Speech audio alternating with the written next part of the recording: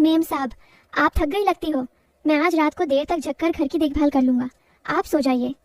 उसके शब्दों में कुछ और मतलब निकल रहा था, पर मैंने सिर्फ मुस्कुराकर कहा, ठीक है, पर तू भी जल्दी सो जाना। रात को मैं बिस्तर पर लेटी थी। पर्दा हवा से हल्का हल्का हिल रहा था। कन्हैया बाहर से आकर मेरे कपड़े उतारने। दोस्तों जरा सा रुको, कहानी के बीच से नहीं, कहानी को शुरू से बताती हूँ और विस्तार से। तो हाय दोस्तों, मेरा नाम है सिमरन कौर, उम्र 34 साल। हाँ, मैं वो औरत हूँ जिसके घर में किराएदार रहते हैं। लोग कहते हैं कि मैं अभी भी देखने में काफी आकर्षक हूँ। कद 5 फुट 4 इंच, रंग गोरा गुलाबी, बाल कमर तक लंबे, और वो हल्की हल्की मुस्कान जो कभी कभी बिना वजह छूट जाती है। शादी हुए 10 साल हो चुके थे, लेकिन पति जी का देहांत हो गया। अब मैं अकेली इस पुराने मकान में रहती हूँ जो मेरे ससुराल से मिला था। शहर के पुराने इलाके में है मकान, 4 कमरे, बड़ा सा आंगन और ऊपर छत, जहाँ शाम को हवा अच्छी चलती है। किराया देने वाले लड़के आते जाते रहते हैं, लेकिन ज्यादातर जल्दी जल्दी निकल जाते हैं। फिर एक दिन विक्रम आया। 29 साल का, लंबा चौड़ा, काले घने बाल, गहरी आंखें और वो आवाज जिसमें थोड़ी सी भारीपन थी। वो कहता था, दीदी मुझे शांत जगह चाहिए, रात को काम करता हूँ, दिन में सोता हूँ। मैंने सोचा ठीक है, लड़का सीधा साधा लगता है, किराया भी बढ़िया दे रहा था। उस दिन जब वो सामान लेकर आया, मैंने दरवाजा खोला। वो सीढ़ियों पर चढ़ रहा था तो उसकी टी शर्ट थोड़ी ऊपर चढ़ गई थी। मैंने नजर हटाई, लेकिन मन में एक हल्का सा झटका लगा। आइए विक्रम जी, कमरा पहले से साफ है, मैंने मुस्कुराते हुए कहा। उसने मेरी तरफ देखा और बोला, सिमरन दीदी आपका घर बहुत सुंदर है, और आप भी। बात सीधी थी, लेकिन उसकी नजरों में कुछ और था। मैंने हंसकर टाल दिया, चाय पी लो, थक गए होगे। उस शाम हम दोनों आंगन में बैठे चाय पी रहे थे। वो बता रहा था कि वो एक छोटी सी कंपनी में काम करता है, लेकिन रात की शिफ्ट में सॉफ्टवेयर की कुछ प्रोजेक्ट करता है। मैंने पूछा, अकेले रहते हो? उसने सिर हिलाया, हाँ दीदी, परिवार गांव में है, शादी का प्रेशर भी है, लेकिन अभी मन नहीं है। मैंने अपनी साड़ी का पल्लू ठीक किया। साड़ी हल्की सी खिसक गई थी। उसकी नजर एक पल के लिए वहां रुकी। मैंने महसूस किया, लेकिन कुछ बोली नहीं, बस मुस्कुराई। शादी कर लो, अच्छी लड़की मिल जाएगी, उसने हंसते हुए कहा। अच्छी तो सामने बैठी है दीदी। ये बात सुनकर मेरा चेहरा गर्म हो गया, लेकिन मैंने मजाक में उड़ा दिया, अरे पागल, मैं तेरी दीदी हूँ।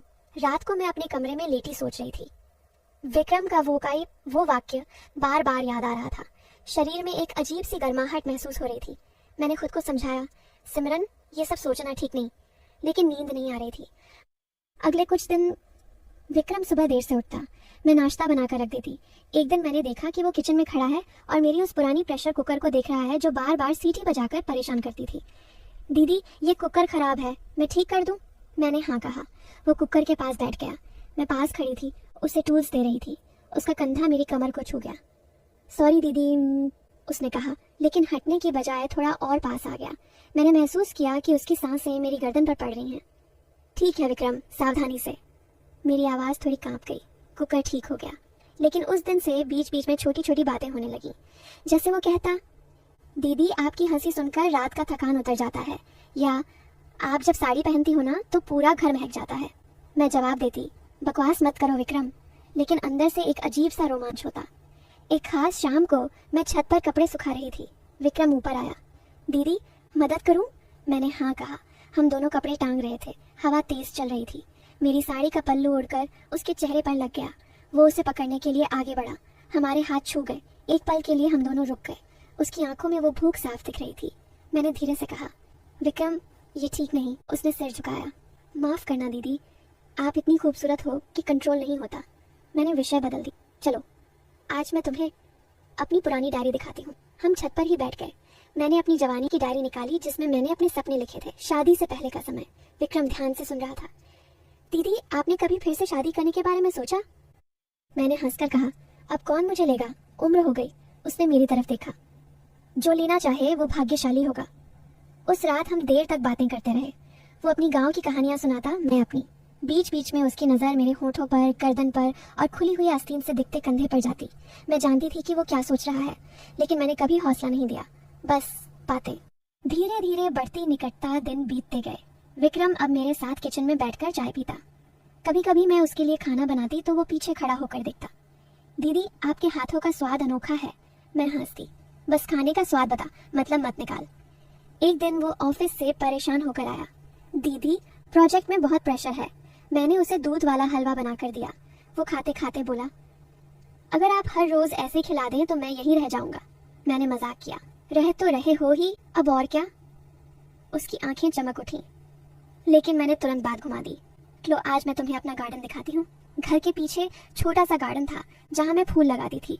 हम दोनों वहाँ गए, मिट्टी में हाथ लगाकर काम करने लगे। उसकी कमीज गीली हो गई, शरीर की रेखाएं साफ दिख रही थी। मैंने नजर फेर ली, लेकिन दिल तेज धड़क रहा था। वो मेरे पास आकर बोला, दीदी आपकी उंगलियां कितनी नाजुक हैं। उसने मेरी मिट्टी लगी उंगली पकड़ ली। एक पल लगा जैसे कुछ होने वाला है, लेकिन मैंने हाथ खींच लिया और हंसकर कहा, चलो अब चाय पीते हैं। सस्पेंस और गहराई ऐसे ही दिन गुजरते रहे। कभी वो रात को देर से आता तो मैं दरवाजा खोलती। नींद में बिखरे बाल, हल्की नाइट सूट, उसकी नजरें घूमती। दीदी आप सोई नहीं? नहीं, तुम्हारा इंतजार था। ये बात सुनकर उसका चेहरा बदल जाता, लेकिन मैं चाय बना देती और बातें शुरू कर देती। वो मुझे अपनी जिंदगी की परेशानियां बताता, गांव में माँ बाप का प्रेशर, शादी का, पैसों का। मैं उसे समझाती, विक्रम सही समय का इंतजार करो, सब ठीक हो जाएगा। धीरे धीरे वो मेरे करीब आता गया, लेकिन शारीरिक रूप से कभी कुछ नहीं हुआ। बस वो आकर्षण, वो खिंचाव, वो अनकही इच्छाएं। एक रात बहुत तेज तूफान आया। नहीं, बारिश वाली घिसी पिटी वाली नहीं, बल्कि तूफान जिसमें पेड़ हिल रहे थे और छत पर कुछ टाइलें उड़ गई थी। विक्रम छत पर चढ़कर टाइलें ठीक करने लगा। मैं नीचे खड़ी चिल्ला रही थी, सावधानी से। वो गिरते गिरते बचा। नीचे आकर वो कांप रहा था। मैंने उसे गर्म पानी दिया, तौलिया दिया। उसकी कमीज पूरी गीली थी। मैंने कहा, उतार दो, सर्दी लग जाएगी। वो शर्माया, लेकिन उतार दी। मैंने अपनी पुरानी शॉल ओढ़ा दी। उस पल हम दोनों बहुत करीब थे। उसकी नंगी छाती, मेरी सांसें। लेकिन मैंने पीछे हटकर कहा, बैठो, मैं तुम्हें कहानी सुनाती हूँ। मैंने उसे अपनी जिंदगी की असली कहानी सुनाई।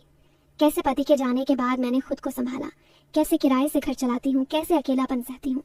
विक्रम सुनता रहा, उसकी आंखें नम हो गईं। दीदी मैंने कभी सोचा नहीं था कि आप इतनी मजबूत हैं। उस दिन से उसका व्यवहार बदल गया। अब वो सिर्फ दीदी की तरह नहीं, बल्कि एक दोस्त की तरह व्यवहार करने लगा। वो मुझे घर के छोटे छोटे कामों में मदद करता। हम साथ में पुरानी किताबें पढ़ते। वो मुझे अपनी प्रोजेक्ट्स के बारे में बताता। मैं उसे अपनी बचपन की गांव की कहानियां सुनाती। 3 महीने बाद एक दिन विक्रम मेरे पास आया। सिमरन दीदी, मैं शादी कर रहा हूँ। मेरा दिल बैठ गया, लेकिन मैंने मुस्कुराकर कहा, बहुत अच्छी खबर है। लड़की कौन है? उसने मेरी तरफ देखा। आप। मैं चौंक गई। क्या? वो बोला, पहले मैं सिर्फ आकर्षित था, आपकी खूबसूरती, आपका शरीर, आपकी मुस्कान, सब कुछ। लेकिन इन 3 महीनों में मैंने आपको समझा। आपकी ताकत, आपका दिल, आपका अकेलापन। मैं अब शारीरिक आकर्षण से आगे निकल चुका हूँ। मैं आपसे प्यार करने लगा हूँ। मैं रो पड़ी। विक्रम, मैं बड़ी हूँ। उसने मेरे हाथ पकड़े। उम्र से कोई फर्क नहीं पड़ता। आपने मुझे इंसान बनाया। हम दोनों ने शादी कर ली, गाँव में सादगी से। अब हम साथ रहते हैं। वो अब भी कभी कभी पुरानी तरह नजरों से देखता है, लेकिन अब वो नजरें प्यार से भरी होती हैं। जो लोग दिमाग से पढ़ रहे थे, उन्हें भी अंत में एहसास हुआ कि असली मजा तो इंतजार में था, और अंत में जो प्यार मिला वो सबसे सुंदर था। कहानी खत्म होती है, लेकिन जिंदगी जारी है। सिमरन कौर, जाते जाते लाइक, शेयर एंड सब्सक्राइब जरूर करना मेरी मेहनत के लिए।